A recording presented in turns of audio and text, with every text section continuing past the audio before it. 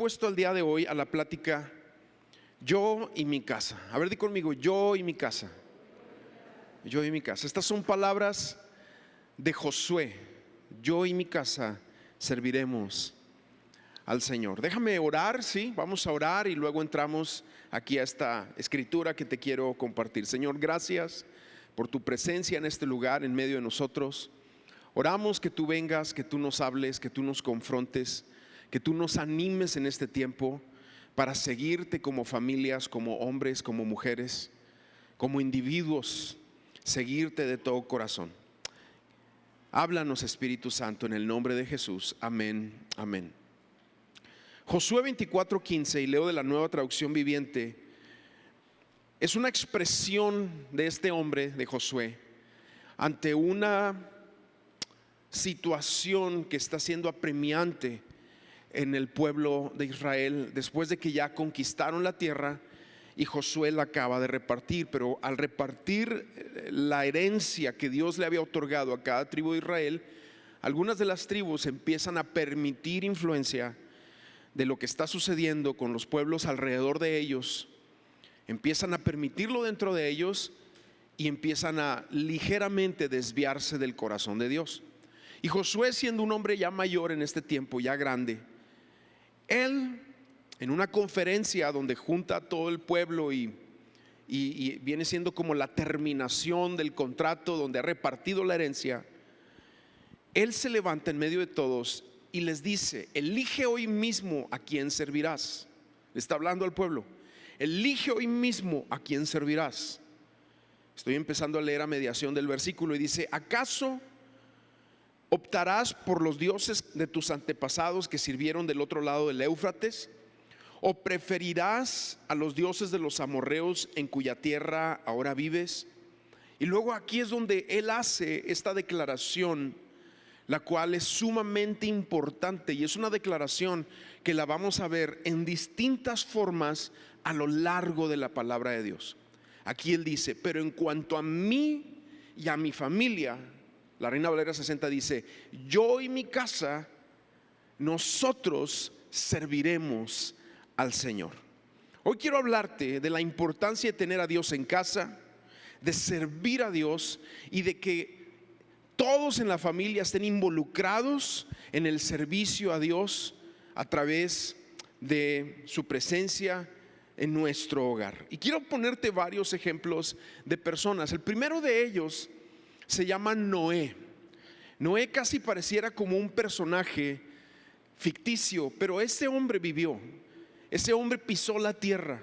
Fueron de los primeros habitantes que hubieron aquí en la tierra, y fue Noé el que recibió la encomienda de construir un barco, de construir un arca que era impresionantemente grande, y ahí pudo albergar a todos los animales con el propósito de salvar a aquellos que entraran al arca, porque Dios en ese momento iba a hacer caer lluvia.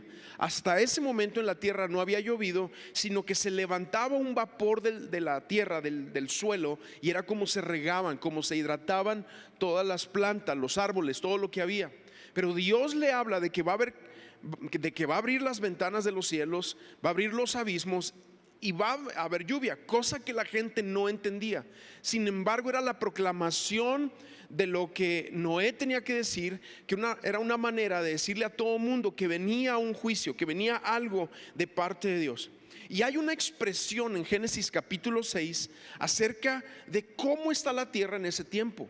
Dice ahí: ahora bien, Dios vio que la tierra se había corrompido, y luego dice: y estaba llena de violencia. Llena, o sea, no era un sector de la sociedad, no era un sector de lo que era el mundo en ese entonces, sino que en ese momento estaba llena de violencia. Hay otras traducciones que dicen que estaba llena de perversión. Jesús, haciendo referencia a esos tiempos en Mateo 24, dice lo siguiente: y la gente comía y bebía y se daba en casamiento. Ahora tú dirás: pues eso es algo de todos los días, ¿no? ¿Qué tiene de malo comer y beber y darse en casamiento? Lo que pasa es que esta expresión es una Es un dicho griego que habla de una disolución, de una vida donde nada más vives para ti mismo, comer y beber y darte en casamiento. Jesús ahí lo que está diciendo es que vivían para sí y se habían olvidado del Señor. No es que sea malo, pues obviamente tienes que comer y beber, ¿verdad? Si no, no puedes subsistir. Darte en casamiento, pues qué bueno que te cases y que tomes el paso de fe de casarte. A final de cuentas es eso, y lo apoyamos como iglesia y creemos que es parte de la vida de la iglesia. Sin embargo, este dicho hablado por Jesús expresaba una tierra perdida, una tierra perversa, una tierra que vivía para sí en ese tiempo. Fueron absorbidos por la búsqueda de lo bueno, olvidándose de lo mejor, de lo eterno, en los tiempos de Noé. De hecho, Jesús dice que cuando busca su reino y su justicia, todo lo que persigue este mundo, Dios nos lo añade a nosotros sin tener que desgastarnos por su búsqueda. Pero en los tiempos de Noé, como en nuestros tiempos, había un desgaste por más y por salir adelante y por las cosas, y eso permitía o hacía que el corazón de la gente en ese tiempo estuviera totalmente distraída para poder voltear sus ojos a Jesús. Pero la Biblia nos habla que Noé fue hallado justo. Fíjate, ahí en Génesis 6:9 dice: Noé era un hombre justo, la única persona intachable que vivía en la tierra en ese tiempo, y anduvo en una íntima comunión con Dios. Otras versiones dice: y caminó con Dios, fue fiel con Dios. Hablando de un hombre el cual caminó con el Señor y anduvo en fidelidad en medio de un tiempo de corrupción total, de perversión total. ¿Y qué fue lo que hizo Noé en ese tiempo? A Noé, como lo vemos en la palabra de Dios, él recibe un llamamiento a los 500 años, y a los 600 años de vida que él tenía es que viene el diluvio. Entonces él compartió por muchos años. De hecho, la palabra en Pedro, segunda de Pedro 2:5, dice que Dios mandó el diluvio sobre los impíos, aunque protegió a 8 personas, incluyendo a José. Y lo dice así: predicador de la justicia. Eso era Noé, un predicador. Otras traducciones dicen pregonero. Pregonar significa predicar, anunciar la justicia, que hay un camino justo, un camino de Dios, un camino donde tú te puedes encontrar con el Señor para vivir en justicia, no por tus méritos, sino por lo que ha hecho Cristo. Sin embargo, Noé, conectado en esa intimidad con Dios, fue predicador de las buenas nuevas, de una oportunidad de salvarse. En este caso era el arca, una figura, era la cruz, una figura de madera, ¿verdad? Habría mucho que decir ahí. Pero Noé, posiblemente podrías tú pensar que si nada más se salvaron él y su familia, pues fue un predicador que de alguna manera fracasó en su tiempo. Sin embargo, podemos considerar que Noé es uno de los predicadores más exitosos de todos los tiempos. Sí, a pensar contrariamente, porque nada más se salvó él y su familia, se puede considerar que Noé fue uno de los predicadores más exitosos de todos los tiempos. Aunque predicó por más de 100 años, nadie le hizo caso. Fue uno de los predicadores más exitosos de todos los tiempos. ¿Por qué? Porque fue hallado fiel y porque su familia se salvó. ¡Wow! ¡Wow! A él no le sumaba ni le restaba si le aplaudían o lo aceptaban. Él estaba seguro cuál era su llamado, cuál era su asignación, y él fielmente predicó, fue el predicador de la justicia, y su familia fue testimonio de eso. Quizás nuestra manera de ver las cosas, nosotros pensaríamos que al no tener convertidos en su predicación, a lo mejor como que, híjole, pues qué ministerio tan pequeño, tan chiquito. Pero un ministerio no se puede medir por la asistencia de la gente. ¿Sí? Un hombre no se puede medir por el impacto que tiene hacia afuera, sino tenemos que hacer la medición de acuerdo a la palabra de Dios. Y la palabra nos pone otra regla, otra medida, donde tu familia tiene mucho que ver. Hacen falta más papás como Noé, que aunque nadie le haga caso, Él está preocupado porque su familia lo siga. Es su principal ministerio, es su principal asignación. Él sabía que era el pastor principalmente de su casa, de su familia. Entonces, yo lo que veo aquí es que la vida de Noé puede resumirse en tres grandes éxitos. El primero ya lo vimos: un hombre fiel. Fue una persona fiel. Dios a ti te mide no por lo que haces, no por lo que ganas, sino por la fidelidad de tu corazón con Dios. De que tengas un corazón definido para Él, un corazón donde tú lo has visto a Él, donde tú lo estás siguiendo a Él, un corazón entregado a Él, un corazón que se rinde delante del Señor, que se rinde delante de su presencia. Y eso es ser hallado fiel. Cuando nosotros nos rendimos delante de su presencia y permitimos que Él fluya en nuestras vidas. Entonces lo primero que hizo fue que fue fiel a Dios. Cuando Pablo le dice a Timoteo que escoja hombres para que sean líderes en la iglesia, la primer característica que Pablo pone sobre Timoteo dice: escoge hombres fieles. Fieles, porque la fidelidad es una característica de tu corazón con el Señor. Y vemos que Noé fue hallado fiel. El segundo éxito de Noé es que alcanzó a su familia, que no se le perdió ninguno. No se perdió ninguno de sus hijos. Noé no había leído la promesa que Pablo le hace al carcelero en Filipos: cree en el Señor Jesucristo y serás salvo tú y tu casa. Pero la estaba viviendo en su vida. Hay que resaltar que Noé trabajó para que ninguno de sus hijos se perdiera, que ninguna de sus nueras se perdiera. A lo mejor eso es más complicado, ¿verdad? Pero hizo un buen trabajo de alcanzar a su familia. Y tercer éxito que vemos en la vida de Noé: sus hijos ahora tenían una relación con Dios. Cuando nosotros avanzamos en la lectura de Génesis capítulo 9, fíjate lo que dice el versículo 8. Porque al inicio, en el capítulo 6, cuando empieza la historia del diluvio, Dios está hablando con Noé, ¿sí? La voz de Dios viene a Noé, la ordenanza viene a Noé, el llamado viene a Noé. Noé hace el trabajo por muchos años, pregona justicia, predica justicia.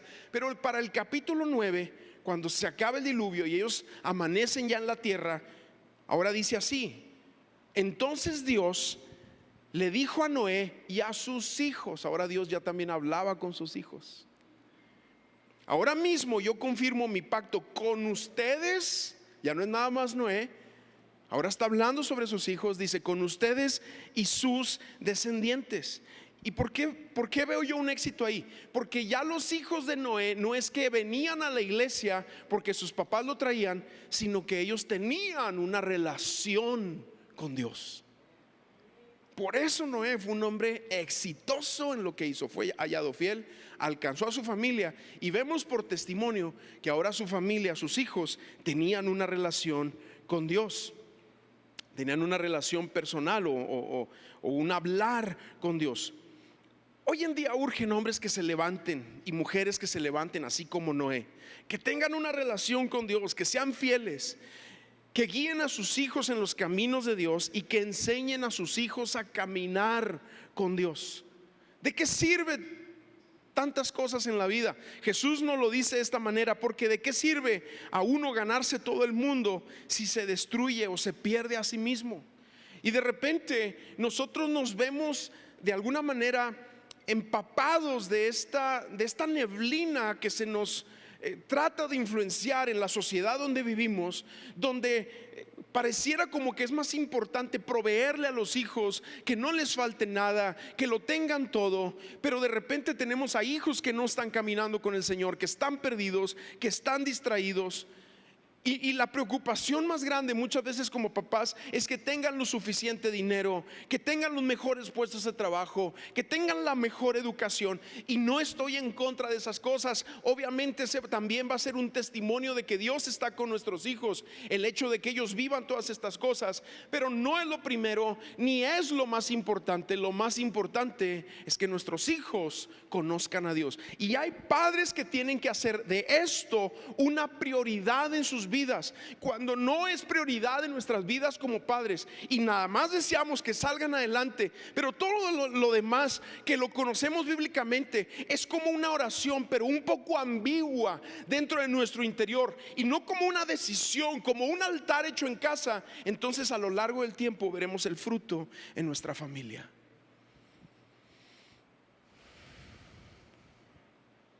Esto tiene que cambiar. Porque ¿de qué sirve que nuestros hijos lo tengan todo, mejor educación, mejores puestos, mejores posiciones en el trabajo, si sus almas se están perdiendo? Pero vemos a un Noé aquí que en medio de un mundo hostil, perverso, violento, él y su familia se salvaron. Se salvaron. Y creo que necesitamos ser efectivos en la casa, necesitamos tener un altar en la casa, porque Dios te va a pedir cuentas por tus hijos. Eres responsable por tus hijos, eres responsable de lo que ellos ven, de cómo están siendo educados, de lo que permites que ellos reciban. Eres responsable de con qué amigos tú permites que se junten. Tú eres responsable y Dios a ti te va a pedir cuentas.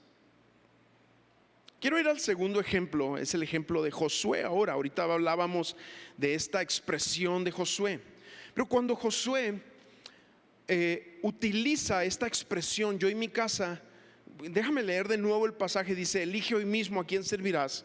¿Acaso optarás por los dioses que tus antepasados sirvieron al otro lado del Éufrates? ¿O preferirás a los dioses de los amorreos en cuya tierra ahora vives? Y luego esta es la expresión que habla de un corazón.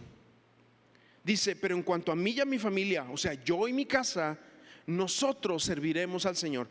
Es una expresión porque estaba harto de un pueblo corrupto, perverso, y te voy a decir otra palabra: dualista. Dualista. Yo creo que la postura de Josué es muy apropiada, porque es una postura definida.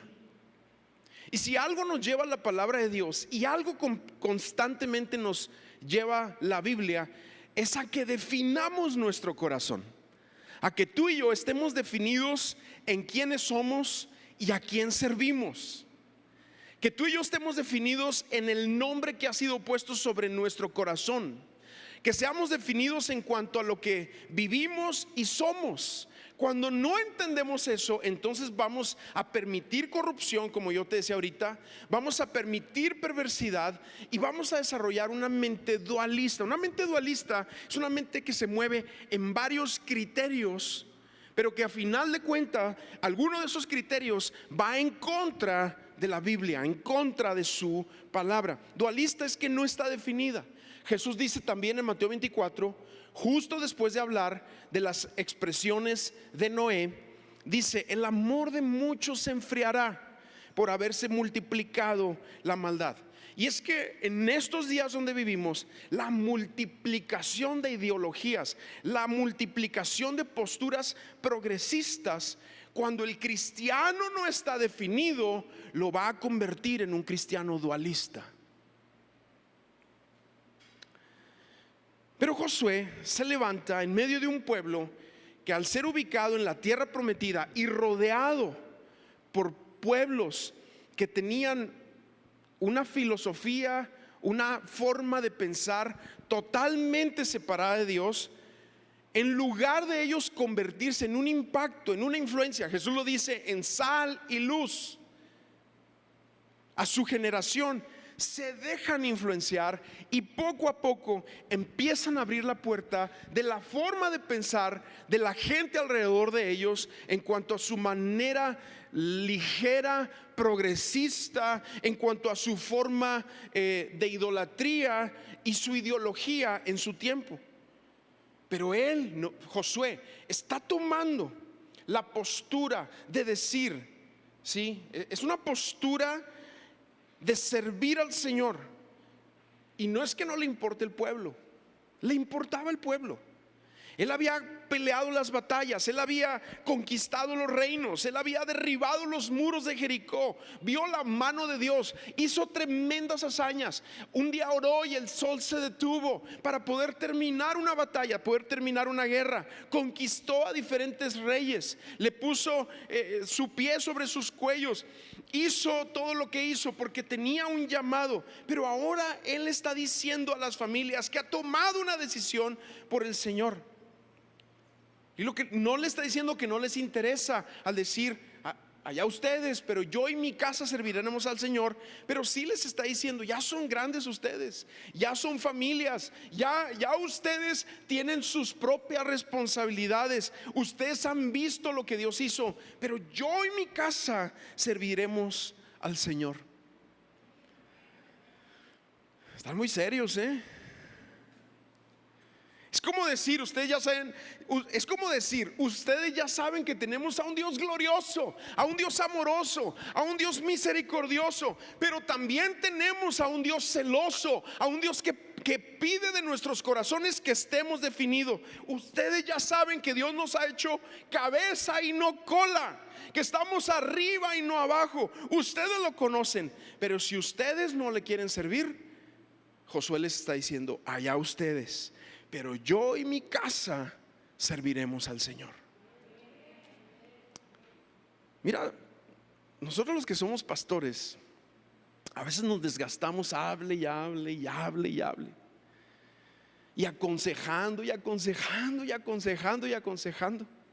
Y es impactante cómo muchas veces se resume a esto. Llegan a mi oficina, pastor, esto y esto y esto, y muchas veces, la mayoría de las veces, tiene que ver con falta de definición.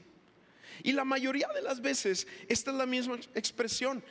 Amamos a la gente, amamos a la iglesia, amamos verlos bendecidos, prosperados, sanos, bien, amamos verlos así. Pero llega un punto donde nosotros, los que dan consejería, ¿verdad?, los que estamos trabajando aquí, tenemos que decir, pues tú sabrás.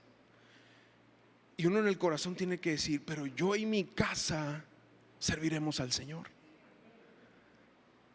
Eso es lo que Dios te está llamando en esta hora, a que tú definas eso en tu corazón, que tú y tu casa sirvan al Señor. O sea, Josué les aclara el punto y les dice, yo no voy a andar detrás de ustedes. A mí de repente me hablan algunas personas y me dicen, pastor, por favor háblele a mi esposo, dígale que ya se aliviane. Pues usted póngase a orar, ¿verdad? Porque es muy complicado que yo le hable a alguien para tratar de influenciar su corazón. Y ahorita te voy a hablar un poquito más de eso, tratando de explicarlo. Pero Josué aquí les aclara el punto, le dice, yo no voy a andar detrás de ustedes. Ustedes sabrán lo que dejan entrar en sus casas. Ustedes sabrán a quienes dejan que eduquen a sus hijos. Pero mis hijos no se van a corromper, es lo que está diciendo, ni se va a corromper mi casa. Y establece Josué el punto de hacia dónde vas, hacia dónde va él. Y estamos viviendo un tiempo cada vez más complicado, donde tú tendrás que levantarte y decir, y entrar en este concepto de decir, ok, de la puerta para afuera y de la puerta para adentro. Fíjate bien, de la puerta para afuera, si el gobierno quiere aprobar leyes en contra de la vida, leyes en contra de la palabra, leyes en contra de la familia, leyes en contra del género establecido por Dios, de la puerta para afuera, si el gobierno y el mundo quiere aprobar eso y vivirlo como algo, como una expresión de su vida y su cultura, eso será de la puerta para afuera. Pero de la puerta para adentro, yo y mi casa serviremos al Señor. Te voy a llevar a un punto todavía más allá, porque si el gobierno llega realmente a aprobar, a penalizar estas leyes, ahorita aquí en Coahuila se está intentando penalizar lo que se le llama la conversión, lo que se le llama la terapia por conversión. Te explico rápidamente. Es una postura que han agarrado todos los grupos de filosofías progresistas en cuanto a la ideología de género, que están diciendo que si a una persona la cual está atravesando por esta decisión, al tú tratar de compartirle de Cristo, el cristiano va a ser penalizado. Espero haberme explicado. Y esto está bien tremendo. Pero aún que eso llegue a penalizarse, que estamos orando y no va a pasar, aún que eso llegue a penalizarse, así como Daniel, cuando se penalizó en su tiempo la ley para buscar al Señor, ¿qué fue lo que hizo? Llegó a su casa, cerró la puerta y dijo: yo y mi casa serviremos al Señor. Se tendió delante del Señor, abrió las puertas, la ventana hacia Jerusalén. Y esto no es una forma religiosa, es decir, de allá viene el Mesías. Se postró y claro, lo estaban esperando, lo agarraron y lo echaron al foso de los leones, y Dios estuvo con él. En el caso de Sadrach, Mesach y Abednego, cuando una ley similar de postrarse ante una estatua del rey se quiere aplicar, todo el mundo se postra en el sonido de la orquesta que tenían ahí, pues ellos se quedan de pie. Entonces dicen: pues no, rompieron, infringieron la ley. Y antes de echarlos al horno de fuego, porque fue una advertencia que hicieron, ellos fueron y dijeron: Dios nos puede salvar, pero si no nos salva del fuego, no vamos a quebrantar nuestra alianza con Él. Y esto es lo que tenemos que entender, iglesia. Esta figura de Josué, cuando él dice: yo y mi casa serviremos al Señor, es independiente a lo que las leyes y el gobierno y la sociedad y la progresión y la ideología y las filosofías que tienen su novedad y van y vienen, quieren tratar de empapar a la iglesia. Pero se van a requerir personas como Noé, definidas en su familia, en su vida, en saber que los suyos es lo más importante. Personas como Josué, que aunque estaban viendo a un pueblo que se empezaba a corromper, él tomó una decisión, y la decisión fue definirse: yo y mi casa serviremos al Señor.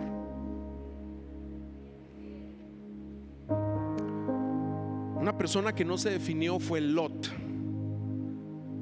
Y si bien Pedro lo define como un hombre justo, vemos en su familia cómo él se abrió a la situación que vivía en Sodoma y en Gomorra, y a final de cuentas terminó con una familia hecha pedazos. Sin entrar en tanto detalle, entonces, de la puerta para adentro, yo creo en lo que dicen las escrituras y en la palabra de Dios. Respeto, tolero lo que hay afuera, pero de la puerta para adentro, la palabra de Dios va a ser mi forma de vida. Ese es el cristiano que necesitamos hoy en día. Un cristiano definido. Un cristiano que diga: si tú quieres corromper, porque de repente entre los cristianos hay modas, hay influencias, y de repente también hay mucha liberalidad entre los creyentes, pero tú tienes que estar definido en tu casa, en tu hogar, acerca de tu familia. Y aún a otros cristianos decirles: si tú quieres corromper el evangelio allá, tú sufrirás, tu familia sufrirá las consecuencias, pero mi familia y yo viviremos el evangelio.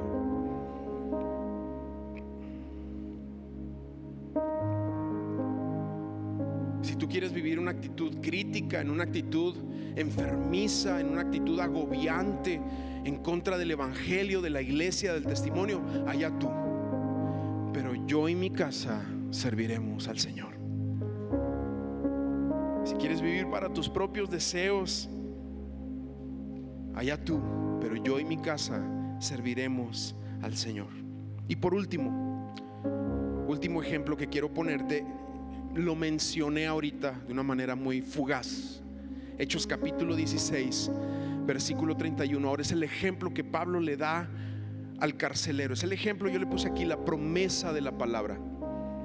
Hechos 16, 31 dice: cree en el Señor Jesucristo y serás salvo tú y tu casa. Ahora escúchame con atención aquí, por favor. La salvación es personal, no es colectiva, pero Dios nos ve por familias. El ejemplo de la palabra es que Él nos ve por familias. Y quiero hablarte de varios ejemplos aquí rápidamente. Cuando Dios llama a Abraham, le dice: sal de tu tierra y tu parentela. Obviamente cuando está diciendo eso a Abraham, es porque tenía familiares lejanos, vivía en una patria que también, dice Josué, en una expresión ahí en Josué, dice que era una tierra idólatra. Pero Dios le hizo un llamado a él y él sale con su esposa, se le añade su padre y se le añade un sobrino. Y en el camino con el papá llegan hasta la mitad del rumbo a donde van, de la tierra de Canaán, de la tierra prometida.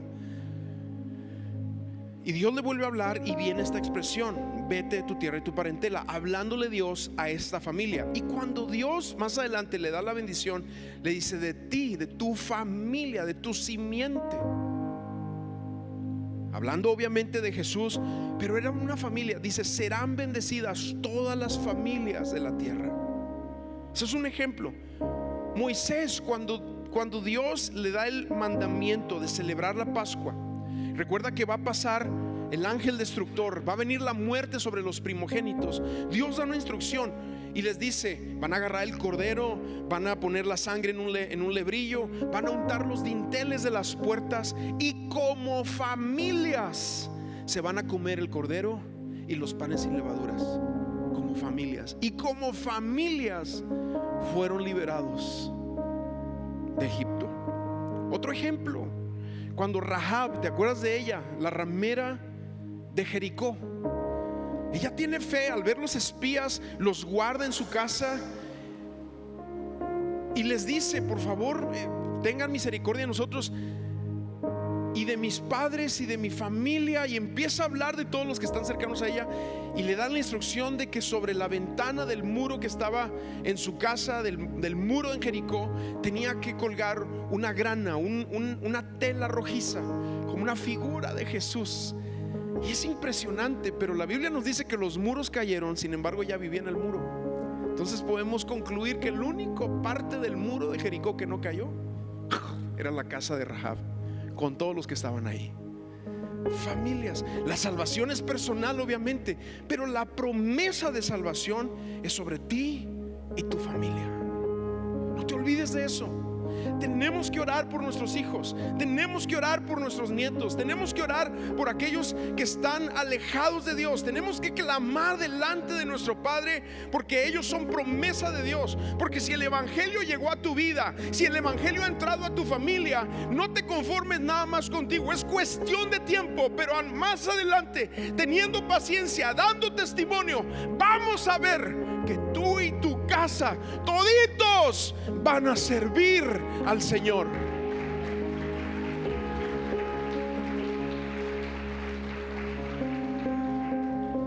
Ponte de pie ahí donde estás. Quiero terminar con una última escritura. Ahora es Pablo hablando en una de sus cartas a un grupo de mujeres, y les está diciendo: las esposas, respeten a sus esposos, a fin de que los que no crean la palabra puedan ser ganados más por la conducta de ustedes que por sus palabras. Wow, esto pone una gran responsabilidad sobre nosotros, ¿verdad? De ser testimonio a todos. Es una palabra para las mujeres, pero va igual para hombres, ¿verdad? Es para la familia. Y yo nada más quiero decirte: si tú eres el único creyente en tu casa, aunque tú vivas en una casa donde no se busca a Dios, tu cuarto, tu cama, ese baño, ese auto, ese closet donde tú te puedes meter, ahí hay una figura de: yo y mi casa serviremos al Señor. Y la semilla ya entró a través de tu vida, a través de ti. Ahora empieza a orar, empieza a orar. A veces no es de palabras, como Pedro le dice a las mujeres: no son los bibliazos. Ay, viejo, ¿por qué no cambias? Y le das ahí tu bibliazo. Ay, ¿por qué no haces esto? ¿Y por qué no eres? ¿Y por qué no sirves? Y no es así. Es con un testimonio vivo de que Cristo a ti ha transformado tu vida, tu mente, tu corazón, tu entendimiento. Y es cuestión de tiempo, es cuestión de tiempo para que la semilla también caiga sobre ellos. Yo quiero orar en esta mañana, en este día. Quiero orar por las familias, quiero orar por los hijos, quiero orar por los hijos que se han apartado, los pródigos, por los esposos que no han entendido, por las esposas que se han bloqueado y no han soltado delante del Señor su corazón, sus cargas.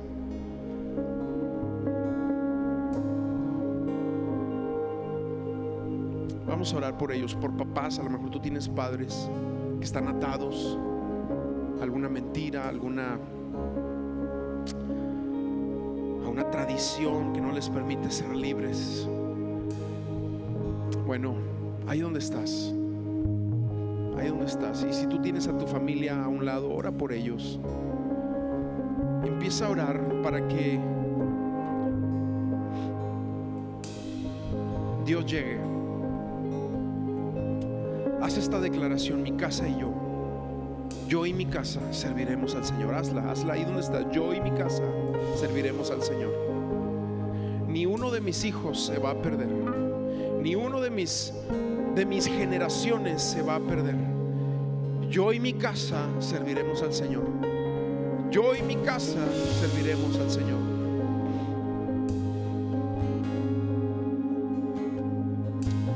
Padre, en el nombre de Jesús, oramos en este día por cada familia aquí representada. Aunque solamente haya un miembro de la familia aquí, es la semilla de vida que ya fue plantada en ese lugar. Así oramos para que tu palabra penetre en tierra fértil.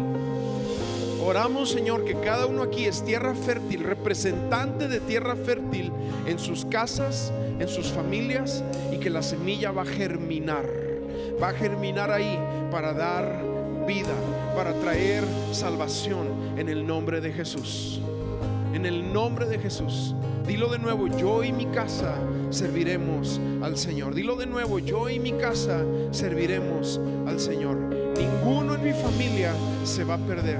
Nadie en mi familia se va a extraviar. Gracias, Padre. Gracias, Padre, porque tú nos das esta promesa en el nombre de Jesús.